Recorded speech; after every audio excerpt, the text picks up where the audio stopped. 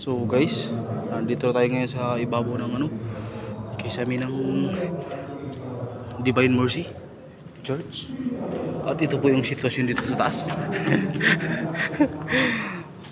Parang ito yung yung mga tinai. Tinai ng mananap. Gacho. Saan ito nang galing mga pre?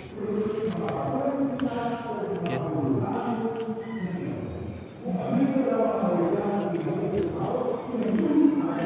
So pwede tayo doon dumaan sa may box. Yung butas na yon ang magsisilbing daan papuntang heaven. Joke lang.